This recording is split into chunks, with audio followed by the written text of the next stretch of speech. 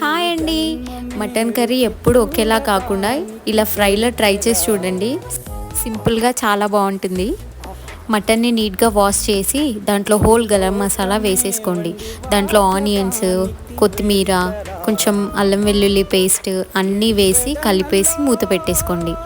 Pressure కుక్కర్లో 10 to 12 whistles వచ్చిన తర్వాత పక్కన దింపేసుకోండి. ఇప్పుడు ఒక ప్యాన్లో ఆయిల్ వేసుకొని దాంట్లో ఆనియన్స్, పచ్చిమిర్చి వేసి అవి ఫ్రై అయ్యాక మనం బాయిల్ చేసి పెట్టుకున్న మటన్ని కూడా వేసేసేయండి. ఇప్పుడు 1.5 స్పూన్ సాల్ట్ వేసి మూత పెట్టేసేయండి. అదొక 10 మినిట్స్ బాగా బాయిల్ అయిన తర్వాత 2 టీ స్పూన్స్ కారం వేసుకోండి. మీకు కారం ఎక్కువ కావాలంటే 1 స్పూన్ కూడా ఎక్కువ వేసుకోవచ్చు. 1 స్పూన్ ధనియాల పొడి ఇలా అన్నీ వేసుకొని బాగా మిక్స్ చేసుకొని మూత పెట్టేసుకోండి.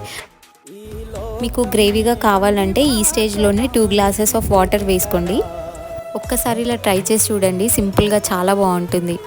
For more videos subscribe.